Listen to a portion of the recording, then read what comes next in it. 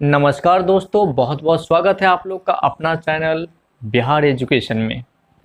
और आज हम लोग इस प्लेटफॉर्म पे सीखेंगे हिंदी हिंदी क्लास 12th की, जो आप लोग को एग्जामिनेशन में 100 मार्क्स पूछे जाते हैं। आज हम लोग उसका कंप्लीट मतलब एक दिन आज ही नहीं कंप्लीट कर लेंगे, ऐसा नहीं समझो। आज से हम लोग इसको शुरुआत कर रहे हैं और इसको बारीकी से समझने का प्रयास भी करेंगे। तो जितने भी मेरे भाई बहन सब देख रहे हैं, सबसे जो है ना एक रिक्वेस्ट है कि आप इस चैनल पे आ जाइए और आप लोग एकदम घर पे बैठे हुए तसल्ली से जो है ना एकदम पार्ट बाय पार्ट करके आप लोग जो है ना इसको तसल्ली से कंप्लीट कर सकते हैं। क्योंकि ऐसे मुझे पता है आप लोग बहुत जने ऐसे भी है जो आप लोग ट्यूशन पकड़े नहीं होंगे, अभी तक कोचिंग पकड़े नहीं होंगे, क्योंकि हिंदी का कोचिंग वैसे भी बिहार में लोग करते ही बहुत कम है। नहीं, ये नहीं कि नहीं करता है, करता है लेकिन बहुत कम करता है।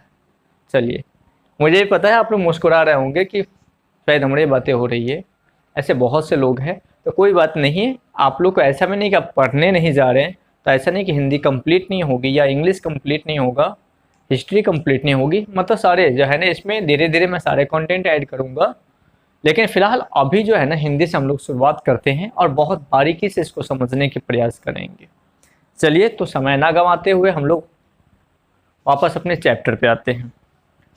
देखो यहाँ पर चैप्टर जो हमने लिया है, चैप्टर का नाम क्या है? बातचीत। जो आप लोग देखेंगे किताब का, this is the first chapter of Hindi. ये पहला चैप्टर है और जिसको लिखा है किसने? बालकृष्ण भट्ट ने। तो सबसे पहले इसको समझते हैं हम लोग। देखो ये बातचीत क्या है और इस चैप्टर में क्या लिखा गया है। बातचीत का मतलब नॉर्मली वही होता है जो आप समझ रहे हैं। बातचीत का मतलब क्या होता है? कन्वर्सिंग टू ईच अदर, है ना। हम जब एक दूसरे से जब बातें करते हैं ना, उसी को हम लोग क्या कहते हैं? बातचीत कहते हैं। और इस चैप्टर के पूरे चैप्टर में सिर्फ ये बातचीत के बारे में ही चर्चा किया गया है।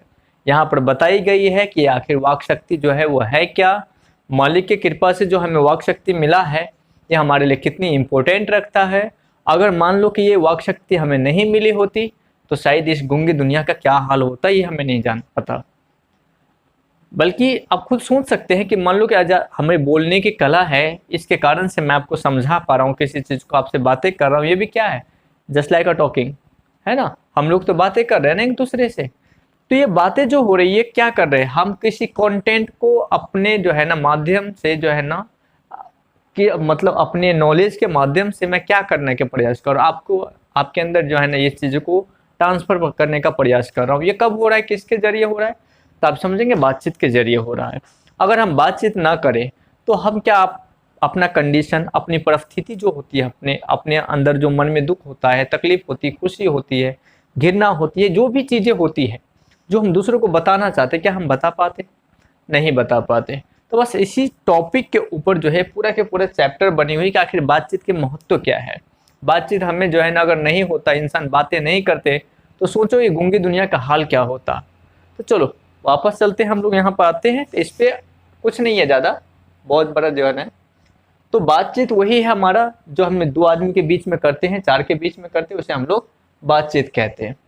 चलो आगे कह रहा है कि ये बातचीत जो है ना क्या चैप्टर जो है लिखा किसने है? तो ये लिखा है बालकृष्ण भट्ट ने। अब कहेंगे सर ये बातचीत जो चैप्टर है, तो हमें ये भी पूछा जाता है कि ये निबंध है या ये जो है ना कहानी है।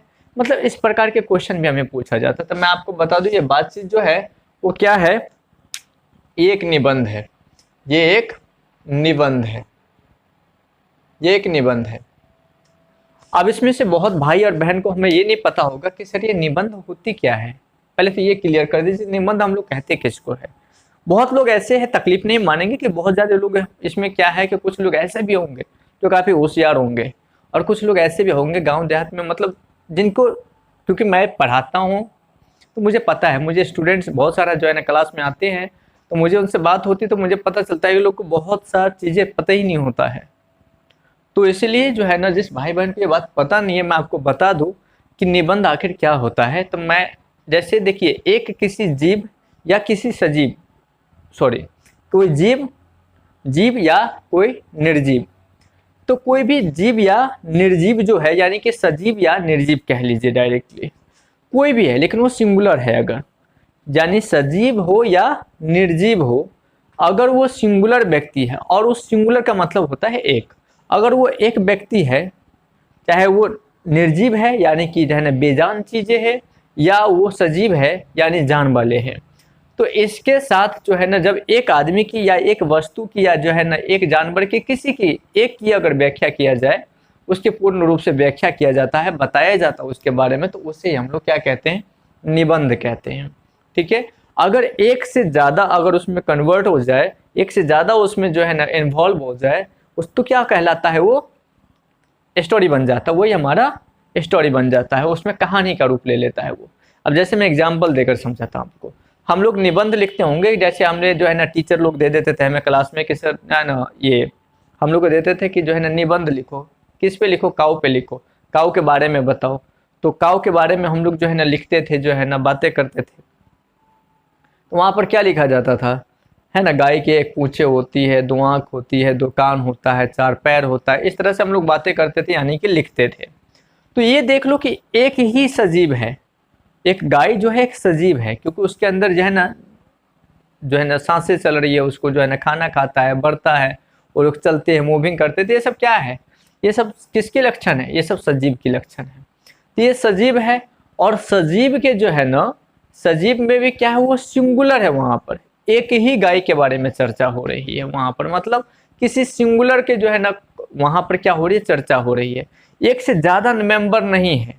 एक से ज़्यादा अगर वहाँ पर जो है ना कोई भी अगर गाय एक है और एक और गाय को उसमें शामिल कर दूँ, तब वो गाय नहीं जो है ना कि निबंध नहीं होगा, अब वो कहानी का रूप ले लेगा। कैसे, तो देखो जैसे मैं कहूँगा कि अभी गाय को मैंने बोला है कि गाय के चार पैर होते हैं, वैसे चार पैर होती नहीं है, उसकी पोजीशन जो बनी हुई है उसके अकॉर्डिंग वो चार आपको दिख रहा है। बाकायदा गौर से देखेंगे तो दो भी पैर उनके पास भी है और आगे के हिस्सा वो हाथ वाला है, लेकिन फिर भी जो है ना हमें जो है ना टॉपिक, क्योंकि उसका पोजीशन जो चलने का है ना, तो हम लोग हाथ को ऊपर रखे हुए, वो हाथ को नीचे रखा हुआ है, तो उसके लिए क्या होता है कि लोग कहते हैं चार पैर होता है, तो चलो उससे कोई दिक्कत नहीं हमें। तो चार पैर होता है, तो दो कानें होती है, दो आँख होते हैं, इस तरह से हम लोग जो बातें करते हैं। अब इसी के जो है ना मैं कहूँ तब दूसरा एक और उसके साथ जोड़ दो कि गाय और गाय के बच्चे हर रोज जंगल में जो है ना घास खाने जाते हैं। अब इस सेंटेंस में क्या दिखाई दे रहा है आपको, गाय और गाय के बच्चे हर रोज जंगल में घास खाने जा रहे हैं, या जाते हैं, हर रोज क्या करते हैं, जाते हैं। तो अब ये बताओ कि इसमें जो है ना, इसमें जो सेंटेंस अब ये क्या बन रहा है, निबंध बन रहा है क्या, नहीं बन रहा। अब ये क्या बन रूप ले रहा है, ये कहानी का रूप ले रहा है। गाय और गाय की एक से ज्यादा हो रहा है, अब ये क्या कर ले रहा है, रूप कहानी का रूप ले रहा है। चलो, तो अब इस चैप्टर पे हमने ये देखा कि ये निबंध है, इसको लिखा किसने, बालकृष्ण भट्ट ने। और मैं आपको बता दूं कि सबसे पहले, ठीक है, इस चैप्टर को इस तरह से नहीं बल्कि कुछ बहुत ज्यादा डिटेल्स में हम लोग पढ़ने वाले हैं। तो डिटेल्स में जो है ना, जैसे हम लोग सबसे पहले इस चैप्टर का पढ़ेंगे जीवन परिचय। पहले हम लोग इसका जीवन परिचय को जानेंगे, जीवन परिचय के बाद जो है ना इस चैप्टर के हम लोग रचनाएं को भी जानेंगे। पहले जीवन परिचय देखेंगे, फिर रचनाएं देखेंगे, फिर इसकी सारांश देखेंगे, फिर इसकी ऑब्जेक्टिव क्वेश्चन देखेंगे और फिर इसकी सब्जेक्टिव देखेंगे। तो ये टोटल चीजें हम लोग करने वाले हैं, तो आप लोग जो है ना बिल्कुल जो है ना बने रहिए। चलिए इसको पहले कंप्लीट कर लेते हैं, लेट हो रहे हैं हम लोग। नाम क्या था इनका, बालकृष्ण भट्ट। इनकी जन्म कहाँ हुई थी, तो जन्म हुई थी, सॉरी जन्म कब हुई थी, तो 23 जून 1844 को। ठीक है, इनका जन्म कब, ये सब जो है ना बाकायदा आपके ऑब्जेक्टिव में पूछे जाते हैं, इसलिए बहुत ज़्यादा इंपॉर्टेंट है। आप लोग कॉपी में जो है ना नोट करते चलेंगे, क्योंकि मैं इसका सारे पार्ट करवाने वाला हूँ। तो इसलिए आप लोग क्या करेंगे, कॉपी और एक पेन लेके जब भी जो है ना वीडियो जाता है तो आप लोग एक एक करके लिख लेंगे इसको। चलिए, तो इनका निधन कब हुआ था, जन्म तो हमें पता चल गया कि जन्म हुआ था 23 जून 1844 में। और इनकी निधन कब हुई, जरा देखो, निधन बता रहे हैं, निधन का मतलब धन थे ही नहीं। हम लोग क्या करते हैं, जीवन भर धन धन धन करते रहते, यानी कि धन इकट्ठा करते रहते, और जाने के वक्त में वो आदमी कितना भी धन वाला हो, देख लो निधन ही कहलाता है। तो इसलिए ज्यादा एकदम धन नहीं करना चाहिए। चलो ध्यान दो, तो 20 जुलाई जो है ना, 20 जुलाई 1914 ईस्वी में इनकी मृत्यु हो जाती है। इनका जन्म जो स्थान है वो क्या है, प्रयाग। कहोगे सर प्रयाग, तो प्रयाग आधुनिक टाइम यानी कि अभी के समय में इलाहाबाद, और इलाहाबाद कहाँ है? उत्तर प्रदेश में। ठीक है। इनके पिता के नाम क्या है? बेनी प्रसाद भट्ट, और इनकी माता का नाम पार्वती देवी। चलिए, उम्मीद करता हूं कि इतना अच्छे से समझ में आप लोग को आ गया होगा। चलो अब इसके आगे का कुछ टॉप है ना, थोड़ा चीजें अभी और बाकी है। जीवन परिचय ऐसा नहीं कि हमने कंप्लीट कर लिया है, अभी कुछ कुछ पॉइंट इंपॉर्टेंट मैंने और भी रखे हुए हैं आप लोगों के लिए। ठीक है, चलिए तो इसके आगे देखते हैं हम लोग कि इसके आगे क्या लिखा हुआ है। इसके अगला पॉइंट हमारा कि पिता एक व्यापारी, बालकृष्ण भट्ट के जो पिता थे वो एक व्यापारी थे, लेकिन माता जो थी उनकी सुसंस्कृत महिला थी, यानी नेचर के स्वभाव की काफ़ी अच्छी थी और काफ़ी पढ़ी लिखी भी थी। और देखो, घर परिवार में कुछ भी जो होता है, जो बड़े आदमी करते हैं, उसकी इफेक्ट कहीं ना कहीं बच्चों पर पड़ता है। तो हमें जो है ना हमेशा कोशिश करना चाहिए कि अपने परिवार का माहौल हम थोड़ा अच्छा बना कर रखें, ताकि जो है ना हमारे मतलब उसकी प्रभाव जो है बच्चों पर जो है ना अच्छा पड़ेगा। तो यहाँ पर भी वो सेम बातें हैं। माता जो थी इनकी वो थोड़ी ज़्यादा पढ़े लिखे थे, उनके पिता से ज़्यादा पढ़े लिखे थे, और इनका प्रभाव जो है ना मतलब बच्चे पर काफ़ी पड़ा, यानी बालकृष्ण भट्ट पे उनकी माता के प्रभाव कुछ ज़्यादा ही पड़ गई। अब देखो यहाँ पर क्या लिखा हुआ है कि बालकृष्ण भट्ट भारतेंदु युग के निबंधकार। ये बहुत इंपॉर्टेंट है ना लाइन है आपके लिए, क्योंकि ये बराबर पूछ देता है हम लोगों से कि वो कौन से युग के निबंधकार थे और कौन से युग के वो कवि थे। तो यहाँ पर हम कभी कभी कंफ्यूज हो जाते, तो ध्यान रखेंगे वो निबंधकार जो थे वो भारतेंदु युग के थे, और वो जो है ना उन्होंने जो अगर कवि जो पूछा जाएगा कवि कौन से युग के थे, तो वो आधुनिक काल के कवि थे। इस बात को ध्यान में रखेंगे। चलिए आगे बढ़ते हैं। कह रहा है कि उन्हें गद्य साहित्य के जनक भी कहते हैं, यानी कि गद्य साहित्य के पिता भी कहलाते हैं बालकृष्ण भट्ट। अब इनकी शिक्षा देख लीजिए थोड़ा सा, शिक्षा कैसे थे। बालकृष्ण भट्ट के माता उनके पिताजी से अधिक पढ़ी लिखी थी। मैंने जैसे बताया था आप लोग को कि माँ जो थी इनके वो क्या थी, जो है ना अधिक पढ़ी लिखी, इनके मतलब पापा की अपेक्षा में कुछ ज्यादा पढ़ी लिखी थी। इसलिए बालकृष्ण भट्ट पर उनके माता का प्रभाव अधिक पड़ा था। उनके माँ की जो मतलब जो कल्चर थी, उनके माँ को जो जीने का ढंग था, वो शिक्षित जो थी, उनका प्रभाव जो है ना पड़ गया किस पर आकर के? बालकृष्ण भट्ट पर।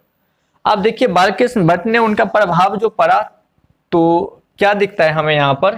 कह रहा है कि बालकृष्ण भट्ट ने 10वीं कक्षा तक शिक्षा प्राप्त करने के बाद बाकी संस्कृत, हिंदी, अंग्रेजी, उर्दू, फारसी, अब देख सकते हैं यहाँ पर 5 प्रकार के है ना लैंग्वेज मैं बता रहा हूँ, है ना। ये 5 जो भाषाएं हैं, पता है इन्होंने जो है ना घर पे बैठ के कंप्लीट किए थे।